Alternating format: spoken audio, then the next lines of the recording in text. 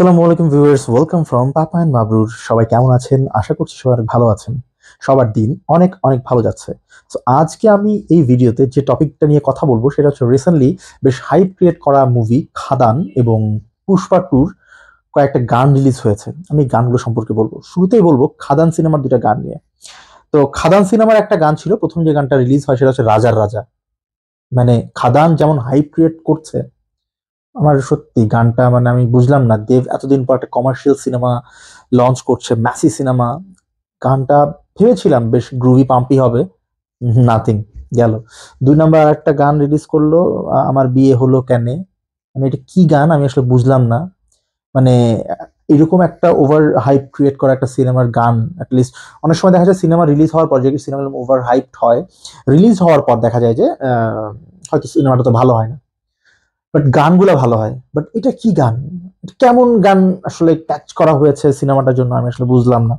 তো এই গান নিয়ে তেমন কিছু বলার নেই, মানে ভালো লাগলো না, মানে হলো না কিছু। এরকম অনেক বাজে বাজে গান আসে, এগুলো নিয়ে কথা বলার কিছু নাই। বাট খাদান যে সিনেমাটা অনেক হাইপ তুলছে মুভি বাজারে, সেখানে এরকম একটা গান টেরেবল, অ্যাবসলিউট টেরেবল।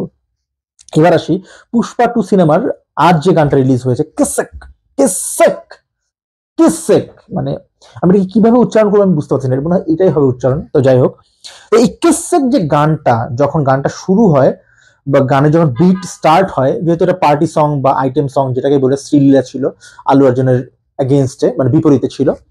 তো বিটটা বেশ ভালো লাগছিল, বাট যখন গানটা শুরু হলো, গাওয়া শুরু হলো, গানের কোনো সুর, তাল, লয় কিছুই খুঁজে পাচ্ছি না।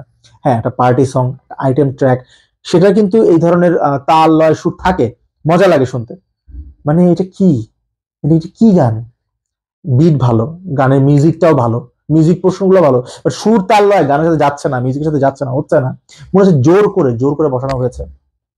এর আগেও পুষ্পার যেটা টাইটেল ট্র্যাক ছিল, যেটা মানে Pushpa two cinema title track, ওটাও ছিল একটা অখাদ্য। পুষ্পা পুষ্পা পুষ্পা পুষ্পা, মানে জেনুইন একটা অখাদ্য ছিল। যাক, বেশি কথা বলি নাই। তারপর আর একটা আঙ্গরকা সামি, এরকম টাইপের একটা গান, ওইটা মোটামুটি শোনা যায়, কয়েকবার শোনা যায়। বাট আজ যেটা, এটা কি, এটা কেমনে রিপিট মুডে শুনবো এই গান? এটা তো পসিবল না। ডিএসপি, আই মিন দেবীশ্রী প্রসাদ, এই গানের যে মিউজিক ডিরেক্টর, কি বানিয়েছে? হতাশ, অ্যাবসলিউট হতাশ।